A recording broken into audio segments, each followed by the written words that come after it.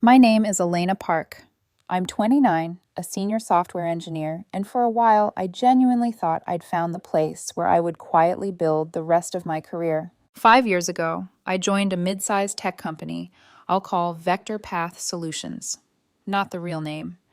I'd come straight out of grad school, fresh degree, fresh burnout, but still in love with solving hard problems. Vector Path seemed perfect. Solid benefits, sane hours, interesting technical challenges.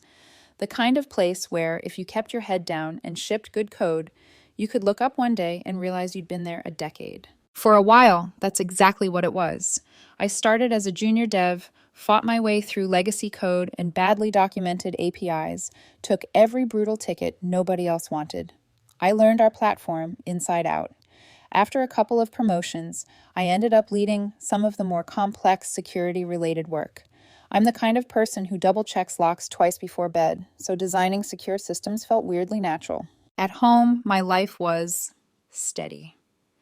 I shared a small apartment downtown with my boyfriend Lucas, a UX designer who believed in things like work-life balance and weekends. He used to joke that my love language was code reviews. Most girlfriends send heart emojis, he'd tease. You send pull requests with passive-aggressive comments about memory leaks. I'd roll my eyes, but he wasn't wrong. Somewhere in the middle of all that, Lucas mentioned in passing that his ex, Vanessa, had just landed at a venture capital firm that funded a lot of GovTech startups. At the time, it felt like trivia. I had no idea how relevant her name would become. Back then, if you'd told me that same company would one day try to bury my career, blacklist me, and force me to choose between my dignity and my future, I would have laughed. Vector Path wasn't perfect, but it felt decent, human, safe. That illusion started to crack 2 years ago, on the day the CEO's son walked in. His name was Trevor, 26, fresh from business school, the kind of guy who seemed born wearing a designer suit. He showed up on his first day with a $1,000 watch, shoes that had never seen public transit, and a MacBook covered in stickers from startups he'd never actually worked at. Officially, Trevor was hired as a product manager. Unofficially, everyone knew what that really meant. Nepotism in a crisp white shirt. His father literally owned the company. The dev team did what dev teams do. We rolled our eyes privately, made a few dark jokes in Slack, and hoped he'd stay in his lane. Let him write vague product roadmaps and talk about vision, while the rest of us handled reality. We were wrong. From day one, Trevor inserted himself into everything. Sprint planning, architecture meetings, code reviews. If there was a calendar invite, he added himself. He'd stroll into the room with that I belong at the head of the table energy, flip his laptop open, and immediately start throwing around buzzwords. AI-powered threat detection, machine learning anomaly prediction, blockchain-based audit logs. Half of what he suggested wasn't compatible with our existing stack, and the other half would have broken our architecture in ways that made my skin crawl when I gently explain, that's not feasible with our current data model, or to do that securely, we'd need to redesign half the platform. He'd nod like he understood, then show up the next week and pitch the exact same idea again, as if I'd never said a word. At first, I tried to be diplomatic. This wasn't just some random PM. This was the CEO's son. In the unspoken org chart, Trevor sat several rungs above his title. So I smiled, I rephrased technical limitations as opportunities, and I suggested safer alternatives. He didn't want alternatives, he wanted applause. There was something brittle underneath his swagger, a nervous energy that leaked through any time someone pushed back. The more we questioned his ideas, the harder he doubled down on reminding us that he'd gone to a top business school, that he understood the market, that technical people like us didn't always see the bigger picture. He called us code monkeys in a meeting once. He said it casually, like a joke, as he pushed for another impossible feature. We can figure out the details later. That's what the code monkeys are for, right? The silence in that conference room was suffocating. I saw two senior devs glance at each other. One of them, Sarah, clenched her jaw so hard I thought her teeth might crack. HR had a conversation with him after that. Nothing changed. Of course it didn't. His dad signed their paychecks. That was the first time I felt something new in my chest around Trevor. Not just irritation, but a cold, slithering warning. The part of me that designs threat models for a living started doing the same thing to my own workplace. You document. You protect yourself. You assume bad actors will do bad things the moment you stop watching. I didn't start collecting evidence yet, not really. I just started saving a few extra versions of my design docs, keeping my emails a little more precise. When Trevor rephrased one of my ideas in a meeting, I made sure there was a time-stamped message somewhere showing where it had originally come from. Paranoid? Maybe. I called it risk management. The breaking point didn't happen all at once. It came in small cuts. A stand-up where Trevor summarized my progress and somehow made it sound like his initiative. A planning session where he presented a roadmap that suspiciously mirrored the one I'd sketched out the week before and shared only with him. A one-on-one where he spent 20 minutes explaining my own architecture back to me, slightly wrong, like he was practicing for a bigger audience. I'd come home late, shoulders tight, fingers still curled like I was ready to keep typing. Lucas would be on the couch, laptop balanced on his knees, some documentary paused mid-sentence. "You're doing that thing again," he'd say softly. "What thing?" "Talking about work, like it's a war, and you're outnumbered." I'd sink down next to him, let my head fall onto his shoulder, and exhale. "It's fine," I'd lie. "Just politics. I'll deal with it." He'd kiss the top of my head and hesitate, like there was something else he wanted to say. One night he did.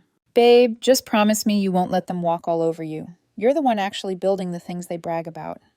Don't disappear into the background because some guy with a shiny last name wants a win." I remember laughing it off. He's annoying, not dangerous. I was wrong about that too. If this were a neat little story, there would have been some clear red line moment. A single thing Trevor did that made me slam my hands on the table and say, "Enough." Instead, there was a slow reveal. The longer he was around, the more I realized Trevor didn't just want influence. He wanted ownership of ideas, of projects, of credit. He didn't understand the code, but he understood how narratives got written inside companies. Who told the story? Whose name showed up on the slides? And he'd decided the story was going to be about him. I didn't know it yet, but the next big initiative VectorPath announced would hand him the perfect weapon and put a target on my back. All I knew, sitting in that fluorescent-lit conference room, watching him talk over people with a confident smile, was that something ugly was coming, and that, for better or worse, I was already standing in its path. The announcement that changed everything came on a Tuesday, right after lunch, when everyone was already half asleep from catered sandwiches. Our CTO, James, called an all-hands for the engineering org. People grumbled, but filed into the auditorium anyway. When James showed up in a blazer instead of his usual hoodie, I knew it was serious. "We've been given a huge opportunity," he said, pacing in front of a slide that just said, "Federal Expansion Initiative." VectorPath is moving into the government contracting space, federal agencies, defense contractors, the whole ecosystem. This could double our revenue in 3 years. You could feel the room wake up. Federal contracts meant big money, long timelines, and prestige. Then James dropped the catch. Our platform wasn't built for federal security requirements. To do this right, we're going to have to overhaul our entire data architecture, NIST frameworks, FedRAMP authorization, multi-agency compliance. We need a new security model from the ground up. My heart started racing. This was my world. While other people relaxed with Netflix, I read white papers about zero-trust architectures. I'd been studying government security standards in my spare time for years. I already had a folder on my laptop labeled "If We Ever Go Federal," full of half-finished diagrams and notes. "We're looking for volunteers to lead the technical design," James said. "High visibility, high impact. This is the kind of project that makes careers." Before I even realized I was moving, my hand was up. Across the room, another hand went up. "Trevor." Of course. He was sitting in this front row, leaning back like he owned the place, which, in a way, he kind of did. He gave James a confident nod, like they'd rehearsed this moment. I told myself it would be fine. Maybe Trevor would handle product vision and external stakeholders while I did the actual architecture. Division of labor. That's how these things were supposed to work. A week later, an email landed in my inbox. From James Chen. Subject: Federal Initiative, Leadership Structure. "Elena, you'll be leading technical design on the federal compliance architecture. Trevor will be co-lead from the product side. You two will work closely together. This is a big opportunity. Don't screw it up." I stared at the screen for a long time. Co-leads. With Trevor. Lucas tried to be optimistic when I told him that night over takeout. "Well, at least they put you in charge of the technical side," he said, stealing one of my fries. "He can do his PowerPoint thing, and you can do the part that actually matters. Yeah, I said. Best case scenario, he talks pretty and stays out of my way. Best case scenario did not happen. Instead, I dove headfirst into the architecture, because that's what I knew how to do.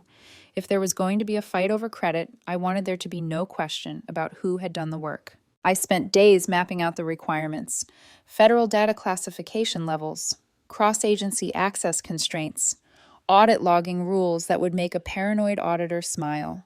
Nights disappeared into diagrams and notes, into threat models and failure cases. Out of that chaos, I built something I was genuinely proud of, a concept I called adaptive encryption layers. The idea was simple in theory, brutal in practice. Different agencies had different security requirements, key rotation policies, and access models. Instead of one monolithic encryption scheme, we'd create layers that adapted per agency context, isolated, yet interoperable when absolutely necessary. It took me weeks to get the details right. I created detailed specs for each component, drafted pseudocode, and wrote proof of concept modules to make sure it wasn't just pretty theory. Every file was timestamped. Every doc had my name. Trevor, of course, wanted to be involved. Let's sync on the architecture, he said one afternoon, leaning on my cubicle wall like an unwelcome pop-up ad, so I can make sure the business story aligns. We met in a small conference room. I walked him through the entire model, the layered encryption approach, the key management strategies, the audit trails, the compliance mapping. He nodded along, asking vague questions that made it clear he didn't really follow the technical depth. Still, I shared, because that was the job, because this was supposed to be teamwork. You've really thought this through, he said at the end, smiling in a way that made my stomach twist. This is exactly the kind of innovation we need to showcase. Something about the way he said "we" made the hairs on my arms stand up. A few days later, he sent a calendar invite. Federal Initiative, Kickoff, exec plus stakeholder review. Presenter, Trevor Adams. Presenter, Trevor. Not Trevor and Elena, not team, just him. I told myself it was just formatting, that my name would be in there somewhere, that I was overreacting. I was not overreacting. The entire engineering leadership team, several executives, and even the CEO showed up for the kickoff. I took a seat along the side wall, laptop in my lap, ready to jump in when we hit the technical slides. Trevor stepped up front in a tailored blazer, looking like he was about to pitch a startup on stage. His first slide was some generic vision stuff, expanding into federal markets, unlocking new revenue streams. Then he clicked to the architecture. My architecture. The diagrams were mine. The terminology was mine. The phrase adaptive encryption layers was on the slide, in bold, with a little TM symbol, lazily dropped next to it like he'd invented it in the shower. He walked through my entire design. Not Elena developed this model, or our team architected this. No plural, just implied ownership. My approach does X. I designed this in a way that allows Y. I solved the challenge of multi-agency key management by... I felt my face go hot. I scrolled through my own document in my lap, line by line, as he mirrored it on the screen with different colors and nicer fonts. It wasn't inspired by, it wasn't based on. It was a copy with the serial numbers filed off. At one point, James asked about a particularly tricky piece. How are we handling the separation between agency contexts while still allowing cross-agency analytics when approved? Trevor didn't even hesitate. He launched into a detailed description of the exact solution I'd built. He'd memorized my language, even some of my metaphors. I looked around the room. Sarah was a few seats ahead. She caught my eye and raised her eyebrows, a quiet, furious question. Are you seeing this? After the meeting, executives shook Trevor's hand, praising his innovative approach and deep understanding of federal requirements. The CEO clasped his shoulder like a proud father watching his son score a winning goal. I waited until the room emptied before approaching Trevor. Can we talk? I asked, keeping my voice level. He smiled like nothing was wrong. Sure. Great meeting, right? We ended up in an empty conference room again. I closed the door. That was my architecture, I said. Those were my diagrams, my terminology. You presented it like you created all of it. He gave me a puzzled look, head tilted just slightly. I don't follow. We're co-leading, Elena. We've been collaborating on this from day one. Collaborating? I pulled up my document on my laptop and spun it around. These diagrams are from the spec I sent you. The phrase adaptive encryption layers is mine. I have weeks of drafts, commits, and notes on this. You lifted my work and passed it off as your own in front of the entire leadership team." He glanced at the screen, then shrugged. "I think you're overreacting. I synthesized the technical direction for the sake of the presentation. That's literally my role as product manager, to represent the work. Representing the work is different from taking credit for it." His expression cooled, just a fraction, like a window slowly fogging over. "Elena, this is how organizations function. Individual contributors implement. Leadership communicates the vision. It's not personal." My hands tightened around the edge of my laptop. "It's not leadership to erase people's names. It's theft." He sighed, like I was being inconvenient. "If you're concerned about recognition, we can talk about making sure you're mentioned more explicitly in future internal docs. But in executive settings, it makes sense for me to own the narrative. I am responsible for the initiative at a strategic level." The word own landed like a slap. Something shifted in me then. The warning siren that had been quietly humming in the background for months suddenly blared. "You're not safe here." I closed my laptop slowly. "Okay," I said, "if that's how you see it." But that night, I did something different. I didn't just save my documents. I printed them. I exported commit histories. I backed up emails where I'd shared early architectures, complete with dates. I noted down exactly when the phrase adaptive encryption layers first appeared in my files. If Trevor wanted to own the narrative, I was going to own the receipts. The next 3 months were hell. We moved from design to detailed planning. I worked nights and weekends formalizing every tiny piece of the system: encryption schemes, access control models, audit trails. Every time I finished a component, Trevor would grab the polished version, strip my name, and send it up the chain as his deliverable. Status meetings became a recurring nightmare. Trevor at the front of the room, presenting my work, executives nodding along, my contributions reduced to vague phrases like, "Elena helped with some of the implementation details." Helped, as if I were an assistant, not the architect. Other engineers noticed. One afternoon, Sarah pulled me into a quiet corner near the break room. "You know he's stealing your work, right?" she said bluntly. "Everybody with a brain can see it." "I know," I said. "I'm documenting everything. I'm waiting for the right moment." "To escalate?" she asked. "To who, his dad?" She wasn't wrong. That was the trap. The higher the stakes rose, the more dangerous it became to push back. At home, what little balance I had left disintegrated. I staggered in late more often than not, smelling like burnt coffee and whiteboard markers. Lucas would look up from his laptop, searching my face for some sign I was okay. "You can't keep doing this," he said one night, as I microwaved leftovers at 11:30 p.m. "You're barely here, and when you are, you're still at work in your head." "This project could define my career," I said quietly. "If I nail this, it changes everything." He studied me for a moment. "Just promise me you won't let them define you instead." I didn't have an answer for that. What I did have was a growing stack of evidence on my desk, a paper trail that showed exactly who was building what. I kept telling myself that once real implementation started, once code was live and systems were audited, the truth would be impossible to hide. I didn't realize yet that Trevor's plan wasn't to understand the system. His plan was to get just far enough that other people's work could carry him, and that our first real test wouldn't be internal at all. It would be federal.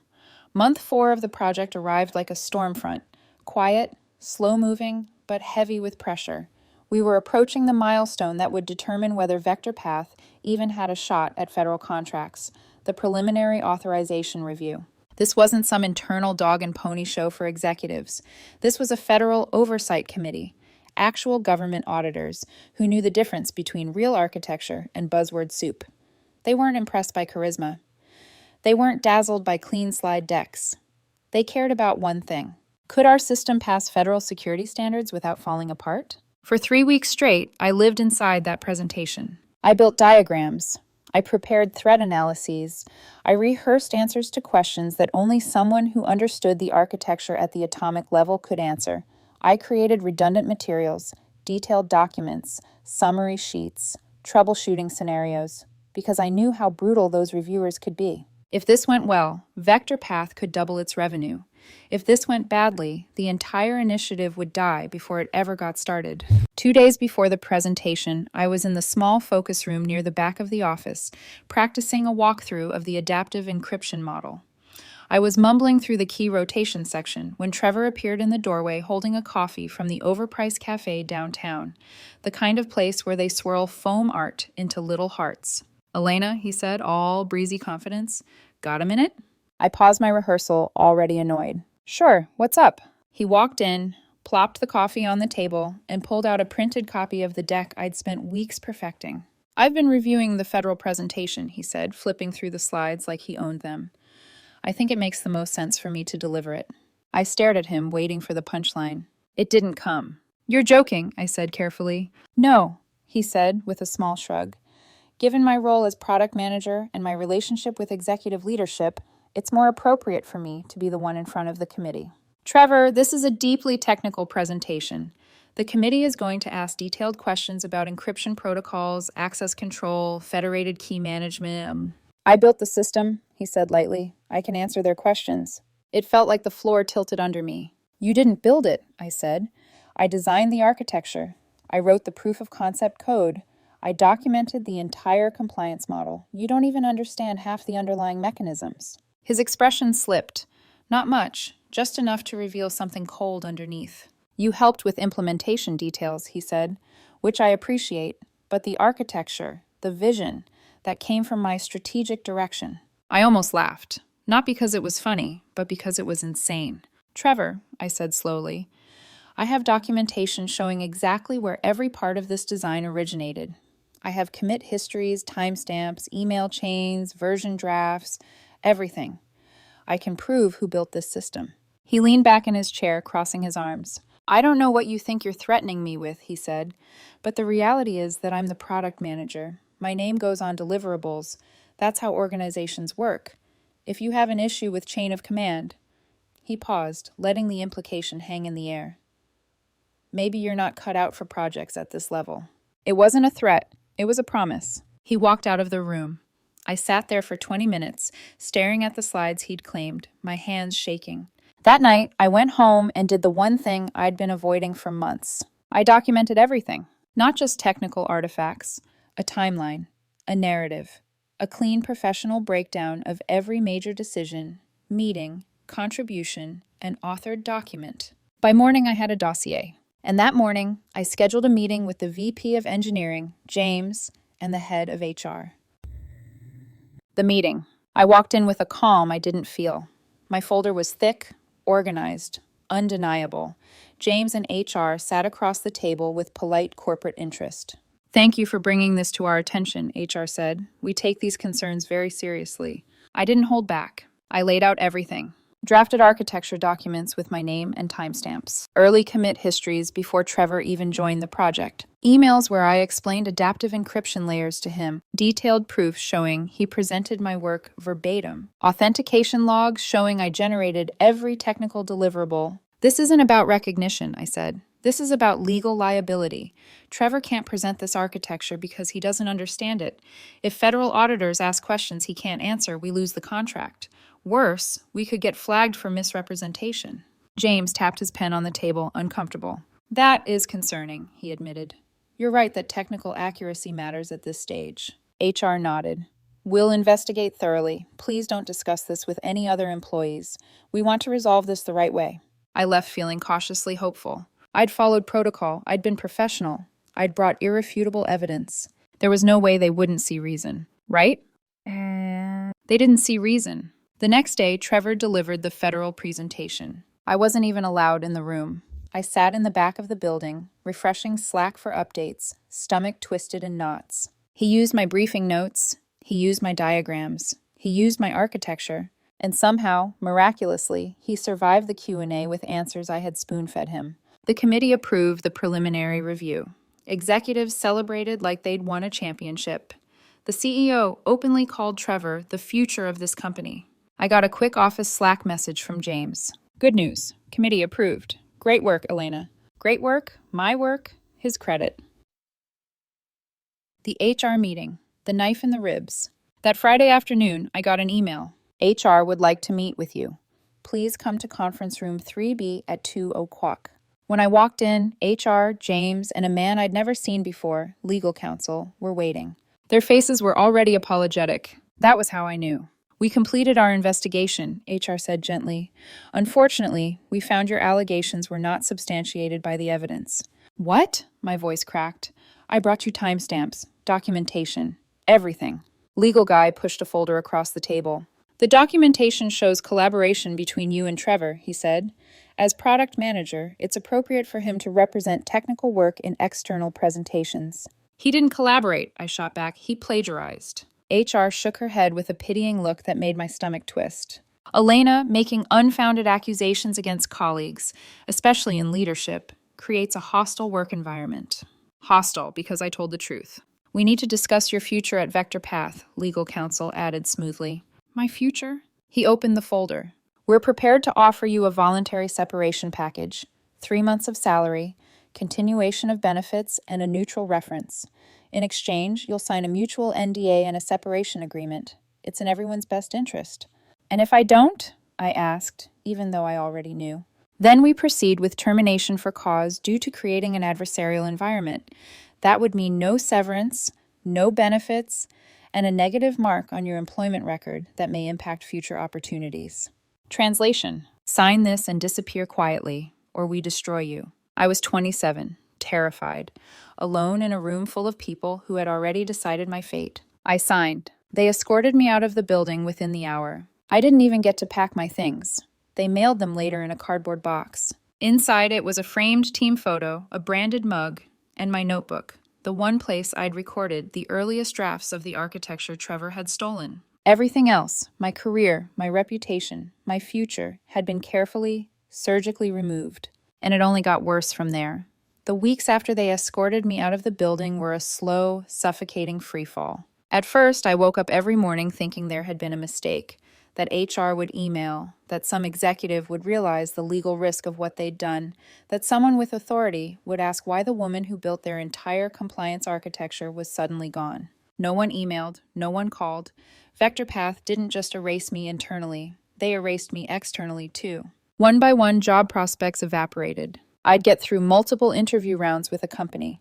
Everything felt promising. Hiring managers raved about my technical depth. Recruiters talked numbers.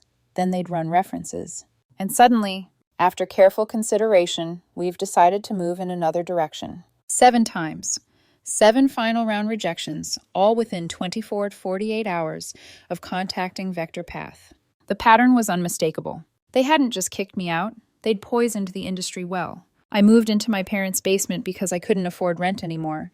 What little pride I had left shriveled every time my mom asked, "Any news from those companies, sweetie?" "Not yet," I'd say, pretending I wasn't holding back tears. Lucas tried to be supportive at first. He really did. But stress changes people, and grief changes relationships. Our conversations became quieter, shorter, fraught. He'd say, "You're not yourself lately," and I'd want to scream, "That's because I don't have a self anymore. They took it." But I didn't scream. I just withdrew. A month after I moved home, we ended it. Softly, tiredly, like 2 people quietly closing a door. He hugged me in the parking lot of a grocery store and said, "I still care about you. I just don't know how to help you anymore." And I realized the final piece of my old life had slipped away. I didn't blame him, but that didn't make it hurt any less. 6 months unemployed. 6 months of feeling like someone had tied an anchor to my ankles and thrown me underwater. I tried pivoting careers. Maybe product management, maybe data analysis, maybe anything that wasn't engineering. But every job required adjacent references, and every reference led to the same wall. I stopped sleeping, stopped going outside, stopped hoping. Anger sat in my chest like cold metal, dense, unmoving, poisonous.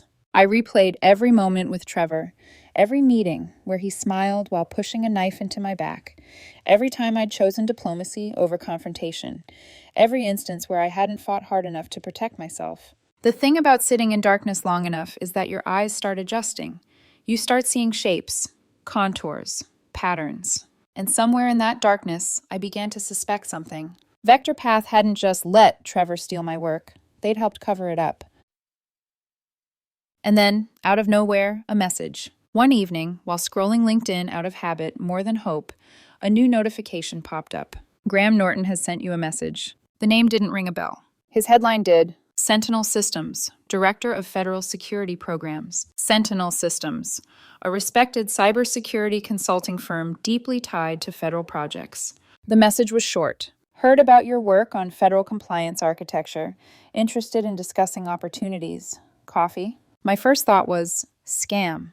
Second thought, desperate enough to risk it. I met him the next day at a coffee shop near my parents' place.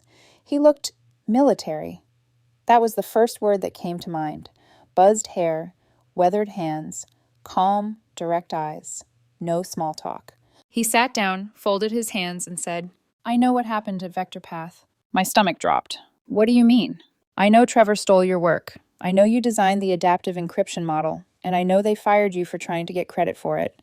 I couldn't breathe.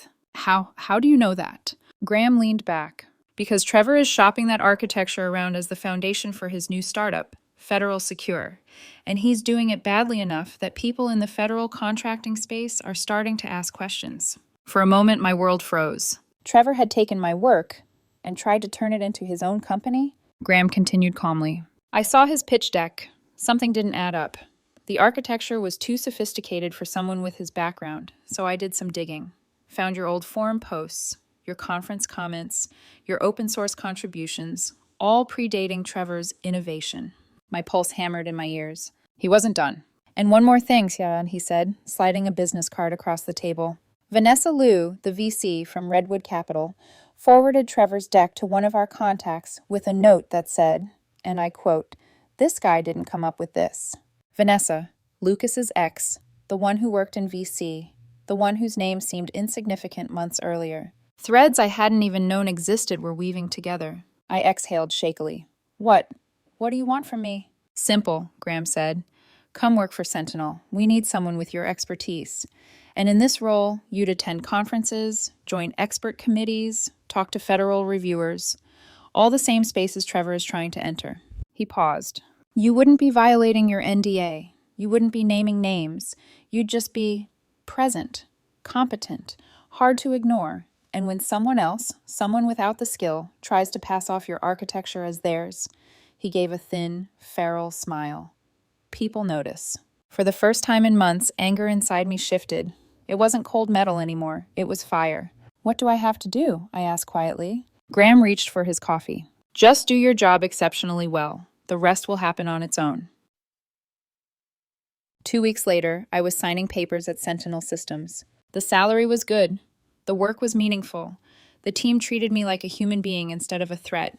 But most importantly, for the first time since Vector Path destroyed my life, I could breathe again. And below that breath, quiet but growing, was something I hadn't felt in a long time. Resolve. Because Trevor had stolen my work. Because Vector Path had silenced me. Because they thought I was powerless. And because they were about to learn exactly how wrong they were. My first day at Sentinel Systems felt like stepping into a parallel universe, one where competence actually mattered more than pedigree. Graham wasn't big on ceremony. He handed me a badge, introduced me to a handful of engineers who were equal parts brilliant and socially awkward in the best way, then pointed me toward a desk with 2 monitors, a docking station, and a welcome box of snacks and stickers. This is you now, he said. Try not to get into trouble before lunch. For the first few weeks, I didn't think about Trevor at all, not consciously. I poured myself into Sentinel's projects, real federal work, not the aspiring to apply someday initiatives that Vector Path had been chasing. These contracts were already active, already high stakes, already monitored by agencies who absolutely did not tolerate incompetence. And the thing about working in that environment, the real environment, is that people can't bluff. If you don't understand your architecture, someone will tear you apart within minutes. The work is too sensitive, the stakes too high. It was the first time I'd felt respected professionally in years. I didn't have to prove that I built the systems I built. It showed in my code, in my diagrams, in the way federal reviewers nodded along instead of squinting suspiciously when I spoke. Slowly, that cold knot in my chest started to loosen. But not completely, because lurking beneath the satisfaction of doing real work was a growing awareness. Trevor needed these same rooms, these same reviewers, these same conferences. And unlike at Vector Path, he couldn't swagger his way through federal spaces with buzzwords and charisma. Federal contracting is a small, tight-knit community. People remember competence. They also remember incompetence. My first assignment, the DoD Security Symposium. 3 months into my role, Graham stopped by my desk holding a printed schedule. "Suit up," he said. "You're going to DC next week." I blinked. "The symposium?" He nodded. "Lots of agency folks, lots of program managers, lots of technical reviewers. Perfect place for you to reintroduce yourself to the world."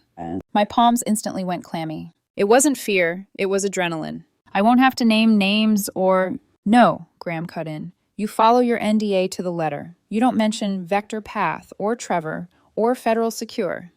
He gave me a pointed look. "You let your work do the talking." And so I did. Issue.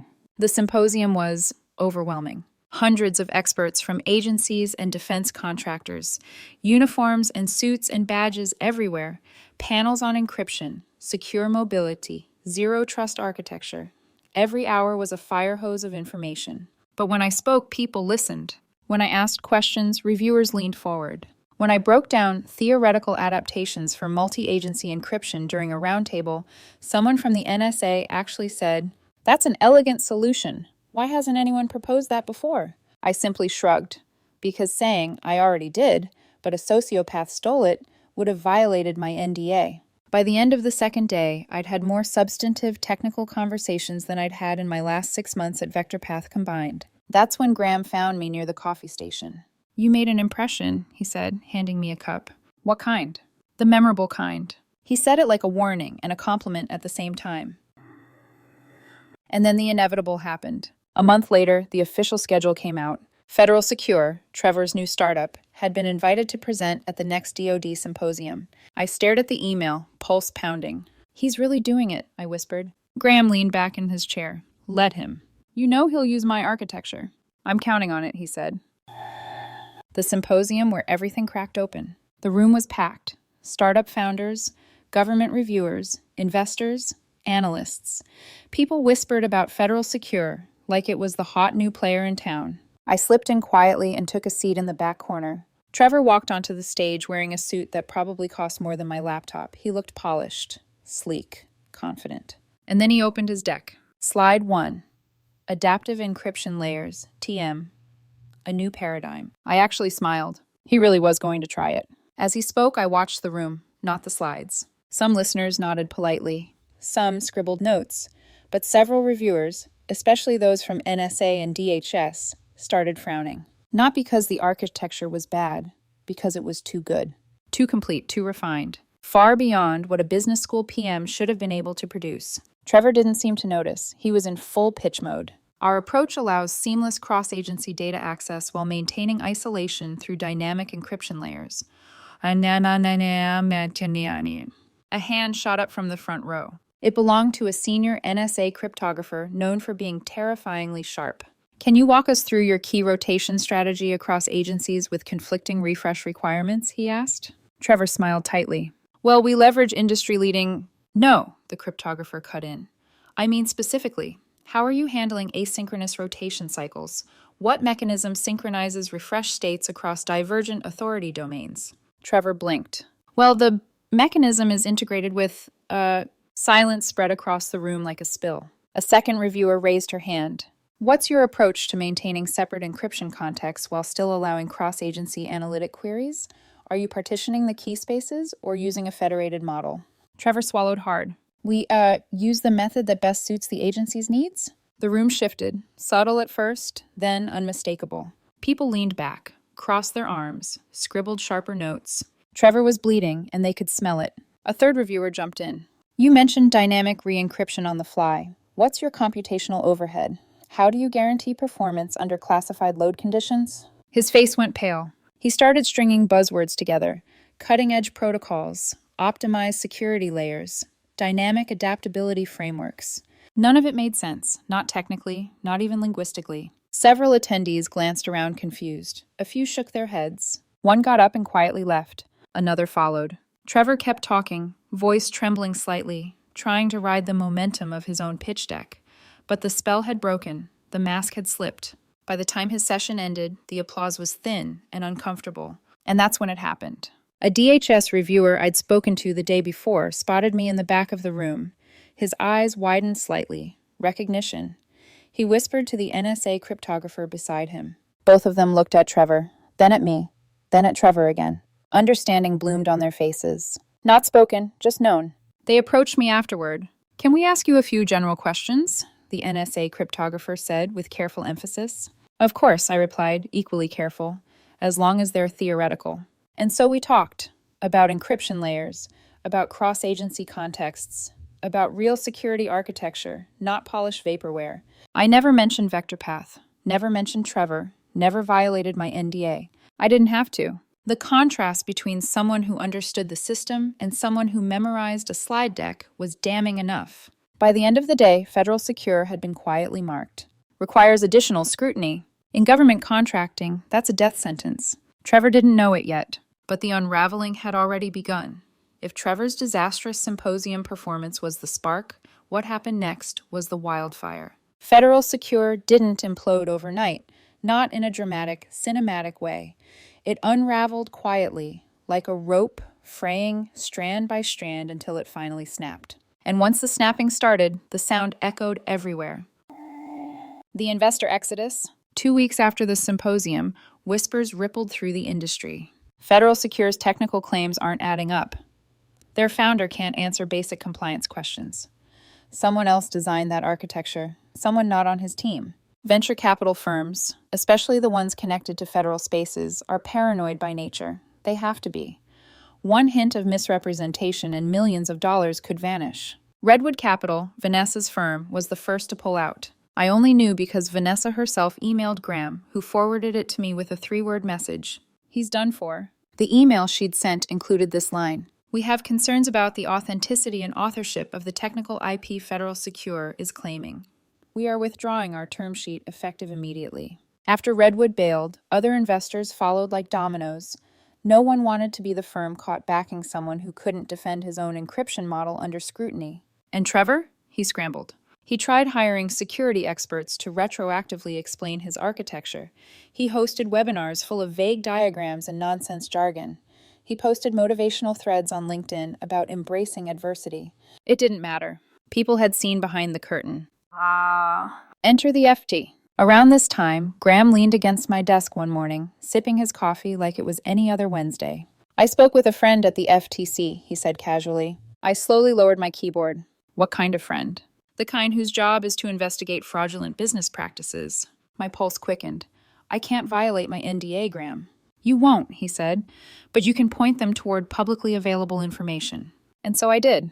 What the FTC cared about wasn't Trevor lying in meetings. It was Trevor lying to investors. Because when you pitch a startup with claims like, "I developed a breakthrough encryption model," "I designed proprietary federal compliant architecture," "I created a unique adaptive security concept," you'd better actually have done those things. Trevor's pitch decks were public. His preliminary patent filings were public. His investor presentations were public. My older posts, forum discussions, and conference contributions were also public, complete with timestamps predating his inventions by years. The FTC didn't need me to spill vector path secrets.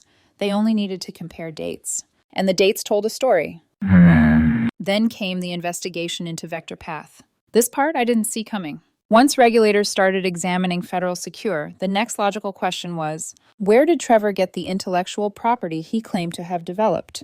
Because Trevor hadn't built that architecture from scratch, and he hadn't built it while working at Federal Secure. He had built it, I had built it, at Vector Path. That raised uncomfortable possibilities. Did Vector Path knowingly allow proprietary IP to be taken by the CEO's son? Was the company complicit in transferring technology to Trevor for his startup? Had they retaliated against me to protect Trevor? Had they coordinated the blacklisting? Suddenly, the internal decisions that had seemed arrogant and cruel took on a more sinister tone. Executives at Vector Path were subpoenaed. Board members demanded explanations. Shareholders panicked. Directors argued behind closed doors. HR emails were audited. Internal Slack logs were investigated. Legal teams went into full crisis mode. Graham kept me updated through vague, legal-safe summaries. But even from a distance, the tremors were impossible to miss. And while all of this was happening, I finally took back control. I hired a lawyer, a good one. For the first time since this nightmare began, I had money coming in. Stability, resources, And with that came the clarity I'd been lacking during the chaos of unemployment. My lawyer, Monica, was sharp, calm, and terrifying in the way only people who love paperwork can be. She listened to everything, every rejection, every odd recruiter comment, every time an offer evaporated right after references were checked. Then she said something that made my stomach flip. Retaliatory blacklisting is illegal, and your timeline is damningly consistent. So we built a case. Not a lawsuit, not yet, but a threat. A thick envelope, dozens of pages, a precise breakdown of my documented contributions, Trevor's plagiarism, my firing, the NDA, the suspicious pattern of job rejections, the recruiters who hinted someone was warning them, the industry contacts VectorPath had whispered to, the financial and career damages I'd suffered. And at the end, we are prepared to file suit unless VectorPath wishes to discuss resolution. Assinaite. VectorPath folded almost instantly. I got the call at 8:43 a.m. on a Thursday. Elena, Monica said, sounding almost amused. They want to settle. What does that mean? It means they're panicking. The terms were everything I'd wanted and more. A formal letter to every company I'd applied to, clarifying that I left due to an internal dispute resolved in my favor, a statement acknowledging I was the primary architect of the federal compliance design, removal of all termination for cause records from their system, a corrected reference package stating I was highly recommended for rehire, an internal policy revision about attribution and retaliation, 1 year of salary and damages, all legal fees paid by VectorPath. The cherry on top?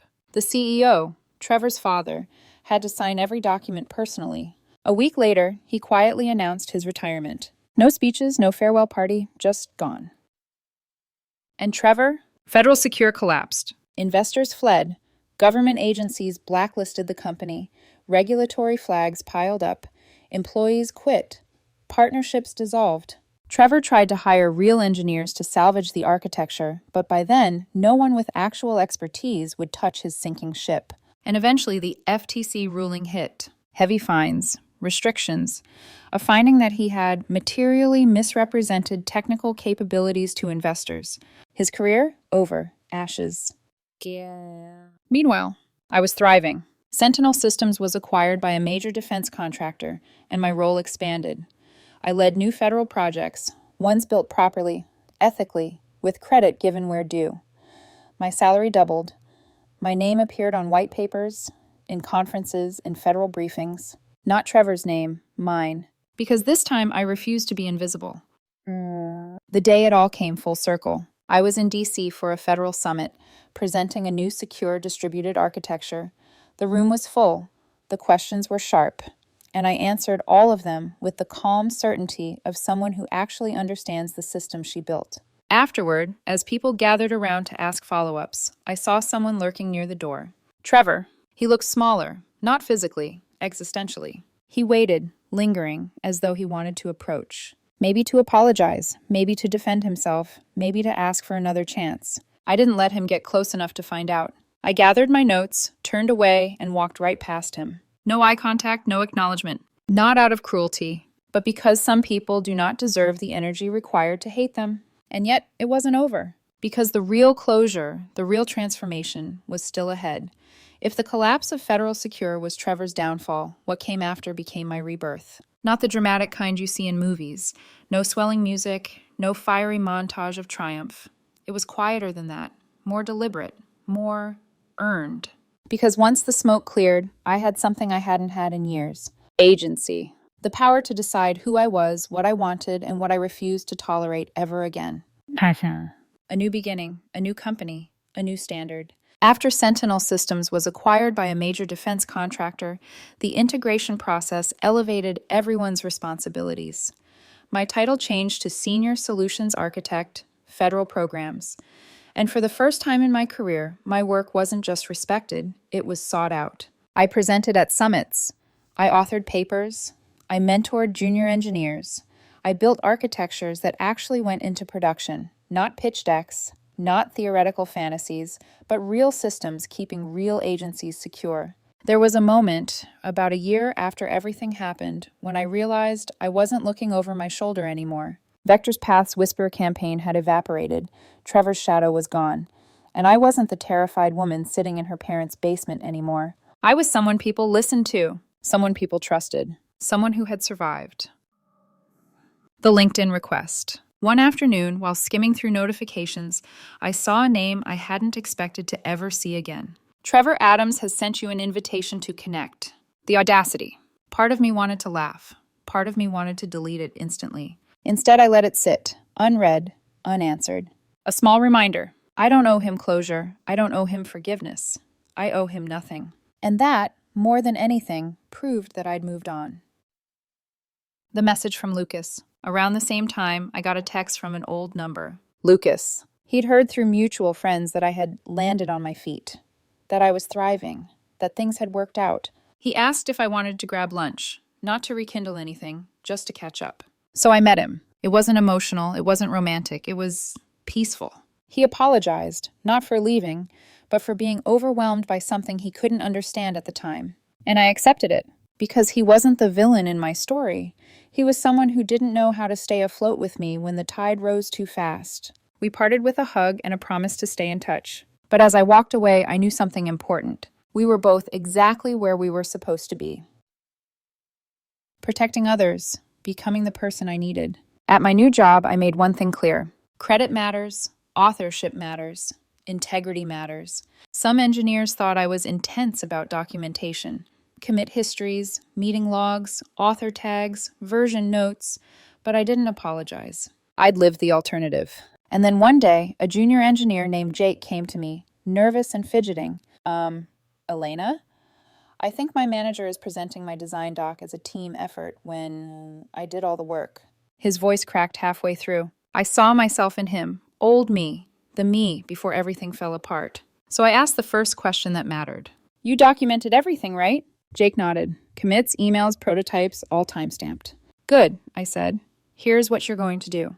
I guided him through writing a clear, factual, polite email, outlining his contributions, including timestamps, CCing the manager's boss, requesting correction of authorship. He sent it. The manager backed down immediately. The next day, credit was properly assigned. Jake's relief was almost physical, and in that moment, I understood something. I couldn't change what happened to me. I couldn't erase the damage Trevor caused, but I could make sure no one under me ever faced the same silence, the same gaslighting, the same erasure. I could be the shield that I never had. Hacım. The ripple effects I never saw coming. Over the next year, I heard stories, passed quietly through the industry grapevine, about the fallout at VectorPath. 5 senior engineers resigned within months. A shareholder lawsuit accused the board of negligence. The CTO testified for nearly 9 hours during an internal inquiry. The company lost multiple contracts because auditors didn't trust their compliance culture. The CEO, Trevor's father, retired early, with none of the fanfare executives usually get. And most ironic of all, VectorPath posted a job listing for the exact role I once held. It stayed open for 4 months. No takers. People talk, reputations stick, and companies that bury their talent eventually bury themselves. Closure, not revenge.